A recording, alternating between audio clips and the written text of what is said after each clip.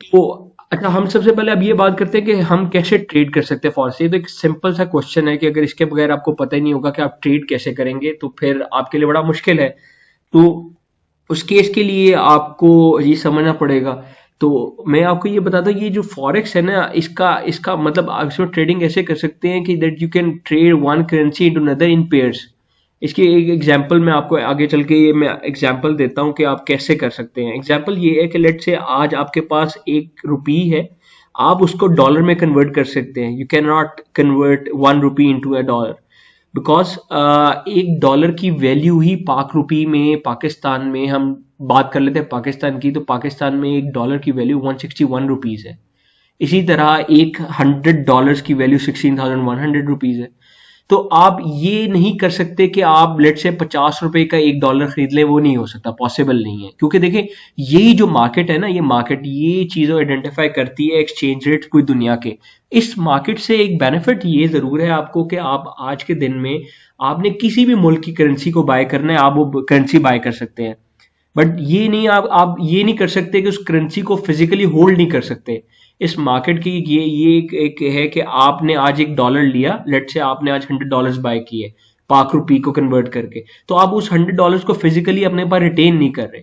आप उस $100 को इलेक्ट्रॉनिकली आपके पोर्टल के अंदर पड़ा हुआ है, उस इलेक्ट्रॉनिकली आप उस पोर्टल उस डॉलर को आप जो है वो अपने पास रखते हो। और जब आपकी वैल्यू इंक्रीज एंड डिक्रीज होती है, अगर आपको लगता है you want to sell it और you want to buy more, तो आपको उधर के उस वक्त के एक्सचेंज रेट के मुताबिक आपको उसको सेल कर देना है। बट वो आपके पास फिजिकली नहीं है, you can not hold that money into your pocket. आप उसको बेच नहीं सकते, आप उसको सिर्फ मार्केट, उसी मार्केट में बेच सकते हैं जिस मार्केट में आप ट्रेड कर रहे हैं।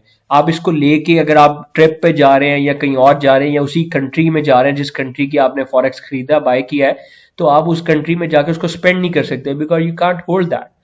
तो इसके ये कि लेट से आज आपके पास $1 है, आपने 161 रुपीज का $1 पाकिस्तान में है, तो आपने $1 बाय करना है। आप इसी तरीके से आप कहते हैं नहीं, मैंने $1 नहीं, मैंने $100 बाय करने हैं, तो $100 की वैल्यू आपको $1 के साथ मल्टीप्लाई करके, उसको $1 की रेट के साथ मल्टीप्लाई करके आपको 16,100 रुपीज पे करना पड़ेगा।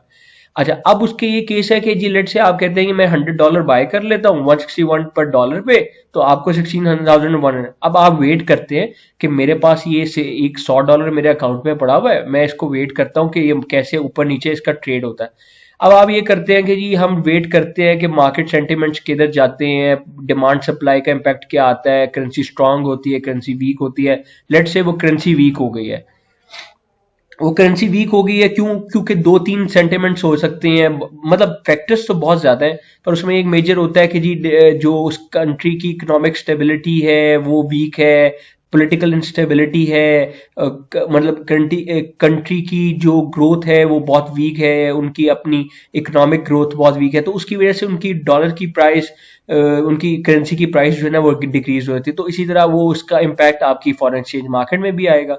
तो फॉरेन एक्सचेंज मार्केट में उसकी वैल्यू जो है 161 से वो गिर के 159 होगी। अब आप कहते हैं कि हमने इसको 159 पे बेचना है, तो आप 159 रुपीज पे इसको बेच देते हो, तो आपके पास 15,900 हो जाते हैं, तो आपने ₹200 का लॉस कर लिया, उसी टाइम बुक कर लिया। इसी तरीके से आप वेट करते हो, तो अगर लेट से उसकी वैल्यू 161 से 163 तक ऊपर जाती है, तो आप उसको सेल करते हो, तो then you will get 16,300 rupees, and the difference between your cost and selling price is your profit, which is rupees 200 at this time in an example। तो आपको ₹200 का प्रॉफिट हुआ है।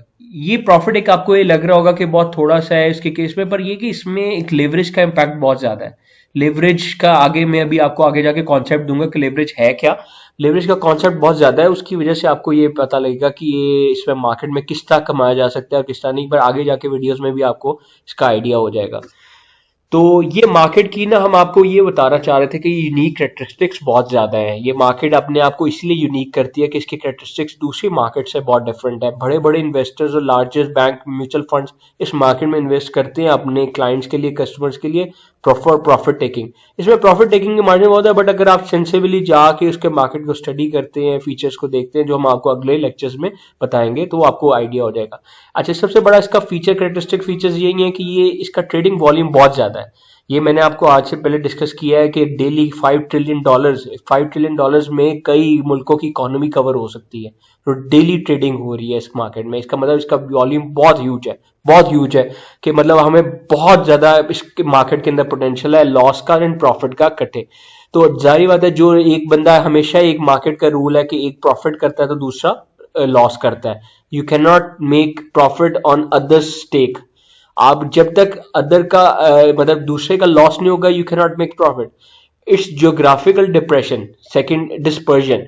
जियोग्राफिकल डिस्पर्जन मीन्स कि ये आपको बाउंड्री, आपको limit नहीं करता ये मार्केट। आप आज पाकिस्तान में बैठ के पाकिस्तान में सिर्फ ट्रेड नहीं कर सकते, आप अमेरिकन करेंसी, आप यूरोपियन करेंसी, आप Australian dollar, Canadian dollar, Japanese yen, you can bye everything you want. आपको पाकिस्तान में बैठ के आप पूरे मुल्कों की दुनिया की आप करेंसी बाय कर सकते हैं। इसके ऑपरेशंस जो है वो 24 आवर्स डे हैं। आपको, आपके पास अलर्ट से आपको जॉब कर रहे हैं, आपको कोई टाइम का इशू है, आपके पास टाइम इतना ज्यादा है कि आप 24 घंटे में कभी भी बाय कर सकते हैं, इसको सेल कर सकते हैं। बस सिर्फ सैटरडे संडे नहीं, बाकी Monday to Friday you can buy and sell every time. उसके अलावा the variety of factors that affect exchange rates, मैंने आपको अभी पहले बताया जिस तरह कि इतने फैक्टर्स हैं जो इसके एक्सचेंज रेट को चेंज करते रहते हैं।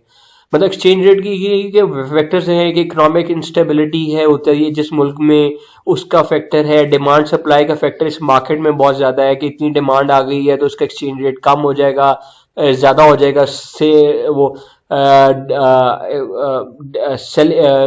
सप्लाई ज्यादा हो गई है तो एक्सचेंज रेट कम हो जाएगा। तो वो इस तरह के सेंटिमेंट से, ये बहुत ज्यादा वैरायटी फैक्टर्स हैं जो हम आगे आगे जाके आपको पढ़ाएंगे, जो इस मार्केट के चेंज करते हैं फैक्टर्स को।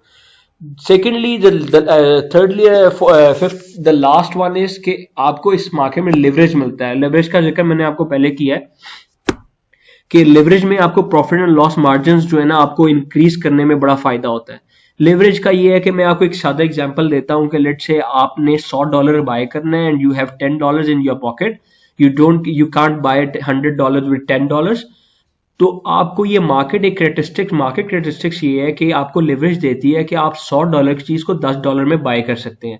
लेट से आपने कहा कि मेरे पास $100 मैंने बाय करना है, तो जिस तरह आप $100 बाय करोगे $10 के कैपिटल से, तो आपको $100 के ऊपर प्रॉफिट भी $100 के ऊपर मिलेगा और लॉस भी $100 के ऊपर आपको बुक करना पड़ेगा।